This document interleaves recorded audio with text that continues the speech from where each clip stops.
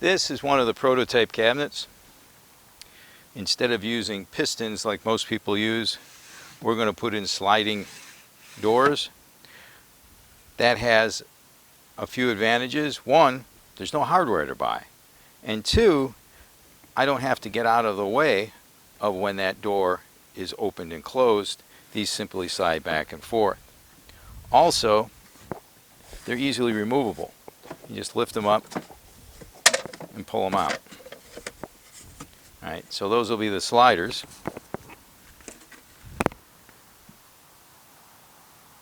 The cabinet itself is really mostly a frame. I put a face frame on, and inside are the tracks. To finish the cabinet off, inside there's a white sheet of plastic. That sheet of plastic simply inserts in the back of the cabinet. In the back rail, I cut a slot to put this plastic in, and then it just bends and goes up against the inside wall. That'll give it a finished look. It's also easily cleanable and easily removable. There may possibly be in the rear of the cabinet electrical running along the walls, so if I needed to access that, it'd be easy to remove that plastic. Now that we've taken the sliding doors out and that white plastic, you can see that this is really doesn't look like a kitchen cabinet. It's really just a frame. Now, one of the key things that I did is I made this channel right here, and that channel locks right into the frame of the van. Let's go take a look at that. When you're doing the van build and you're working all by yourself, you have to build a little differently, and sometimes things work out much better. On the van, the frame, there's this metal structure right here which has a ridge all the way along the back, and it's perfect to help hold up the cabinets. So I built a little channel that hooks around that ridge. So this simply goes up just like that, and it locks right in there. The top of the cabinet, I cut the side so that it pushes right up against the roof of the van, and when it does that, it will be square when the van is level.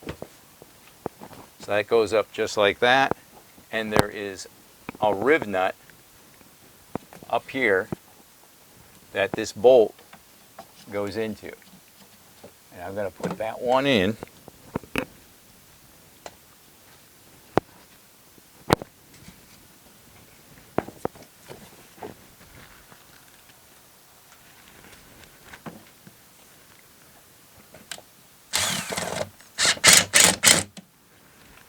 Just with this track back here and that single bolt into the rib nut on the roof, this thing is solid. It's not going anywhere. It shakes the van. But that's not good enough. I want this really sturdy. So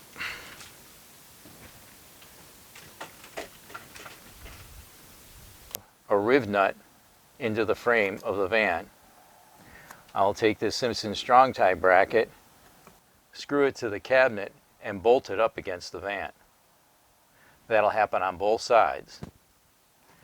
The entire back of the cabinet is held up by the frame of the van, and there'll be a single bolt into a rib nut in the center of the cabinet's tracks. That'll provide enough strength to hold up anything we might put in this cabinet. Every single cabinet that I've built, I have been able to get it so that it will hold itself up against the van in position to be bolted in all by itself. For example, this cabinet here, it's basically really a frame, but this cabinet,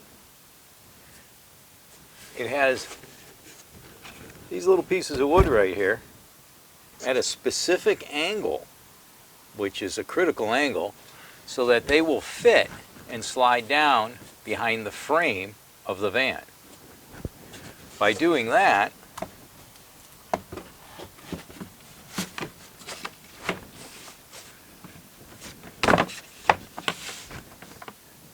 it holds up in position where it needs to be so that I can bolt it together. When you're building a van by yourself, these are some things you definitely need to do, but if you can build it so it holds in position on its own, think of how strong and stable it'll be when you have the finished product. So that one worked out really well. This is the most complicated cabinet. It's also the shortest cabinet, but it was complicated because this end right here. Let me show you what that end looks like. We'll take this cabinet outside.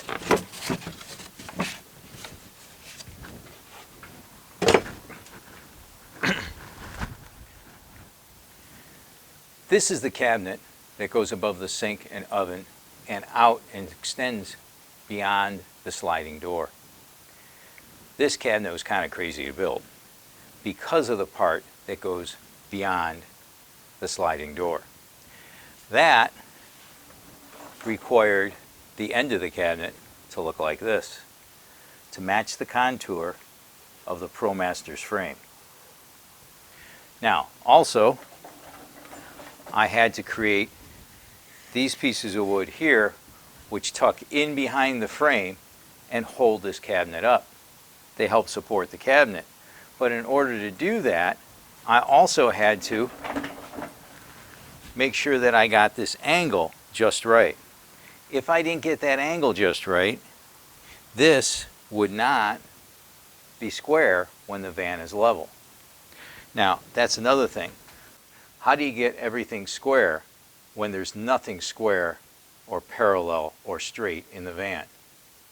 Well, the easiest way to do that is to level your van. I put a car jack on the side of the van and put a level on my aluminum trim on the back of the van and then jacked it up until the van was level. Then I hung a plumb bob straight from the ceiling of the van so it would be straight down, and then I made sure that this face of the cabinet lined up with that plumb bob. That's important. Otherwise, when you're done, you may open the back cabinets of your van and end up seeing some kind of strange looking set of cabinets. Since I have cabinets on both sides, I could end up with a strange parallelogram going on with my cabinets. So it's better to be picky now so that later you don't end up with an unusual surprise. Let's take a look further at this crazy cabinet, because it's not a cabinet, it's really just a frame. Now, not only was this a little bit crazy, but from this point on, it goes a little bit beyond the sliding door. So I had to cut this little piece so that there wouldn't be a hole from the outside. That was the easy part. The other thing that was challenging about this cabinet was getting it to fit around the reinforced area of the door. And I had to cut this shape out to match the contour. That was a little difficult. I attempted to do it with cardboard, and if you've watched the other videos, you know I've said cardboard is king. And it is. You need to collect a lot of cardboard. But it was hard to hold that cardboard up and make that cut. So I came up with another solution. And that is, I used some leftover XPS insulation that was left over from insulating the floor. So I cut myself a piece that matched the bottom of this cabinet. I held it up and trimmed away until I got the shape that I needed that matched perfectly up against that door. And then I just transferred it to this cabinet and cut it out. And this fits really well. This cabinet is going to be held up not just by this piece of wood up against the frame, but it'll also be held up by 3 brackets, Simpson strong ties, that will be attached to the frame of the van with riv nuts. In addition, there will be 3 places in front that will be bolted up into the top roof member with a T-nut. So between all of those, there's nothing in here that's going to be so heavy that this cabinet won't be able to hold up.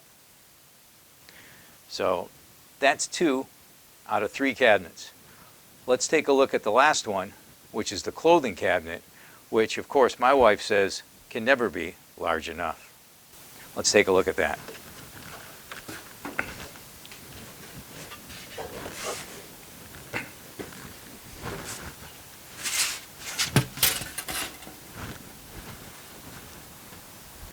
Like the others, this cabinet locks in place by being clipped over the frame of the van.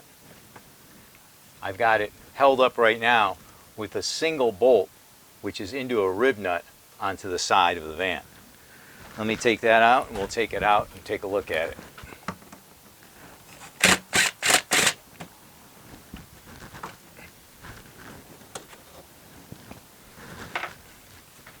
Now, before we take it outside, I want to point out how this is held up against the van. All right, it's also going to be held up by 3 Simpson strong ties that are held in by rib nuts right into the frame of the van.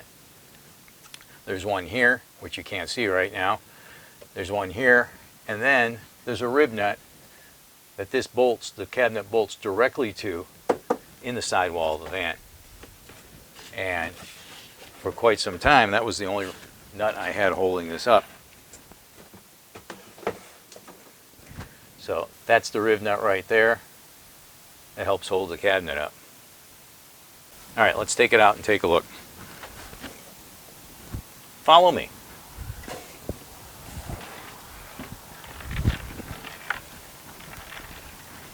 All right, guys, come on, off we go.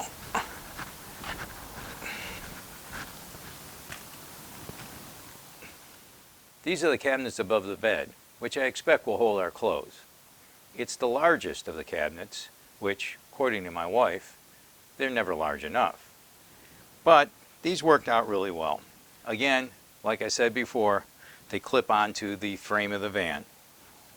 The side near the back doors was kind of unique in its shape in order to match and be as close to those doors as possible. Kind of an unusual shape. There is a hole right here, a bolt will go through, and it goes into a rib nut that's in the frame of the van. The other side looks a little bit normal, and this is the side that butts up right up against the cabinets that go over the sink and the oven. All right? Those 2 cabinets will actually bolt together, and the cabinet sits on top of that little ledge right there. Again, that helps hold it up while I'm putting it in also. Now, these cabinets will have sliders. All the cabinets are going to have sliders.